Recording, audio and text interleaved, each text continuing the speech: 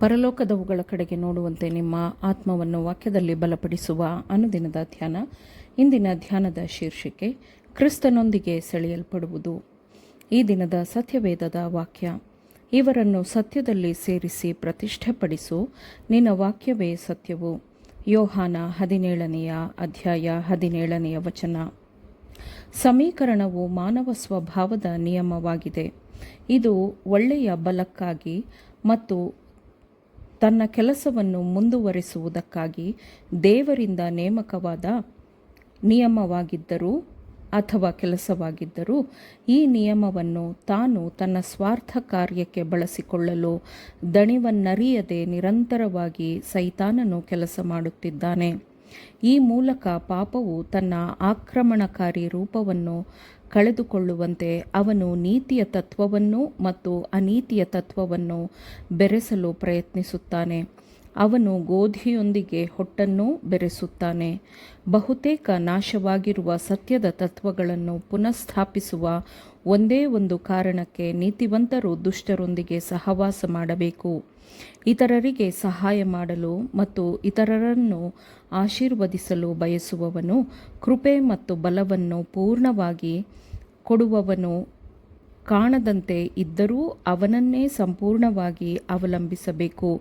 ನಾಶವಾಗಲು ಸಿದ್ಧವಾಗಿರುವ ಆತ್ಮಗಳನ್ನು ಉಳಿಸುವಲ್ಲಿ ಅವನು ಯಶಸ್ವಿಯಾಗಬೇಕಾದರೆ ಅವನು ದೇವರೊಂದಿಗೆ ನಂಬಿಕೆಯಿಂದ ಅನೀತಿವಂತಿಕೆಯ ಅಂಶವನ್ನು ವಿರೋಧಿಸಲು ತನಗೆ ಬೇಕಾಗಿರುವ ಕೃಪೆಯನ್ನು ದೇವರಿಂದ ಕೇಳಿಕೊಳ್ಳುತ್ತಾ ದೈವಿಕ ಕಾರ್ಯಭಾರಿಗಳೊಂದಿಗೆ ನಿಕಟವಾದ ಸಹವಾಸವನ್ನು ಮಾಡಬೇಕು.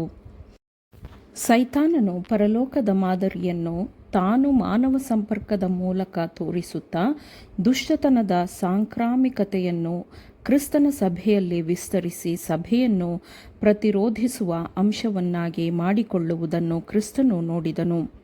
ಕ್ರಿಸ್ತನ ಜನರು ಲೋಕದ ಆಚಾರ, ಮಾದರಿ ಮತ್ತು ಪದ್ಧತಿಗಳನ್ನು ಎರವಲು ಪಡೆದುಕೊಳ್ಳಬಾರದು.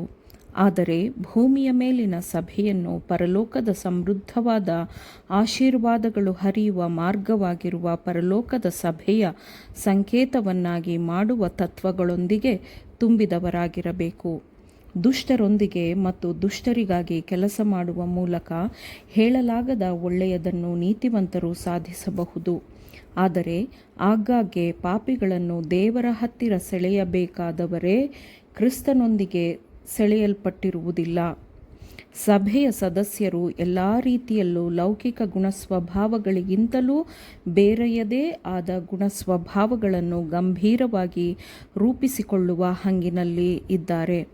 ಸಭೆಯೊಂದಿಗೆ ಅವರು ಒಗ್ಗೂಡುವ ಮೊದಲು ಅವರಲ್ಲಿ ಮಾನಸಾಂತರ ಉಂಟಾಗದಿದ್ದಲ್ಲಿ ಅವರು ಸಭೆಯವರೊಂದಿಗೆ ಸೇರಿದರೂ ಲೌಕಿಕವಾದವುಗಳೊಂದಿಗೆ ಸೇರಿಕೊಳ್ಳುವ ಅಪಾಯವಿರುತ್ತದೆ. ಸಭೆಯಲ್ಲಿ ಕೆಲಸ ಮಾಡುತ್ತಿರುವ ಲೌಕಿಕ ಹುಳಿಯನ್ನು ನೋಡಿದಾಗ ಸೈತಾನನು ಸಭೆಯು ಅಶುದ್ಧವಾಗುತ್ತಿದೆ, ನಾಶವಾಗುತ್ತಿದೆ ಎಂದು ಸಂತೋಷಪಟ್ಟು ಜಯಗಳಿಸುತ್ತಾನೆ.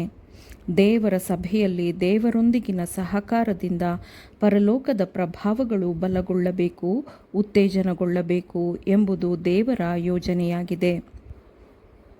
ನೀತಿವಂತ ವಿಶ್ವಾಸಿಗಳ ಆತ್ಮಗಳನ್ನು ಸುತ್ತುವರೆದಿರುವ ಪರಿಸರವು ಪರಲೋಕದ ಶುದ್ಧತೆ, ಪರಲೋಕದ ಬೆಳಕು ಮತ್ತು ಪರಲೋಕದ ಪ್ರೀತಿಯ ವಾತಾವರಣದಂತೆ ಇದೆ ಎಂದು ತಿಳಿದುಕೊಂಡು ಅವನ ಜನರು ಬಲವನ್ನು, ನಿಷ್ಠೆ, ದಕ್ಷತೆಯನ್ನು ಹೆಚ್ಚಿಸಿಕೊಳ್ಳಬೇಕು. ಕ್ರೈಸ್ತೀಯ ಅನ್ಯೋನ್ಯತೆಯ ಮೂಲಕ ಅವರು ತಮ್ಮ ಗುಣಸ್ವಭಾವಗಳನ್ನು ಕ್ರಿಸ್ತನ ಗುಣಸ್ವಭಾವಕ್ಕೆ ತಕ್ಕಂತೆ ರೂಪಿಸಿಕೊಳ್ಳಬೇಕು ಮತ್ತು ಕ್ರಿಸ್ತನಂತಹ ಸೌಮ್ಯತೆ ಮತ್ತು ದೀನತೆಯೊಂದಿಗೆ ಐಕ್ಯವಾಗಿರಬೇಕು. ಈ ಗುಣಸ್ವಭಾವವನ್ನು ಪೂರೈಸಲು ದೇವರ ಜನರು ಬಯಸುವಾಗ ಇವರನ್ನು ಸತ್ಯದಲ್ಲಿ ಸೇರಿಸಿ ಪ್ರತಿಷ್ಠೆಪಡಿಸು, ನಿನ್ನ ವಾಕ್ಯವೇ ಸತ್ಯವು ಎಂಬ ಕ್ರಿಸ್ತನ ಪ್ರಾರ್ಥನೆಗೆ ಅವರು ಉತ್ತರಿಸುತ್ತಾರೆ. ಆಮೇನ್. ದೇವರ ವಾಕ್ಯಗಳನ್ನು ಶ್ರದ್ಧೆಯಿಂದ ಆಲಿಸುವವರು ಮಾತ್ರವೇ ಆಗಿರದೆ ಪಾಲಿಸುವವರೂ ಆಗಬೇಕೆಂದು ನಿಮ್ಮನ್ನು ಉತ್ತೇಜಿಸುತ್ತೇನೆ. ಪರಿಶುದ್ಧಾತ್ಮನ ಸಹಾಯದಿಂದ ಆಲಿಸಿದ ನಿಮ್ಮೆಲ್ಲರಿಗೂ ಧನ್ಯವಾದಗಳು. ಮತ್ತೆ ದೈನಂದಿನ ಧ್ಯಾನಕ್ಕಾಗಿ ನಾಳೆ ಸಂಧಿಸೋಣ. ಆಮೇನ್.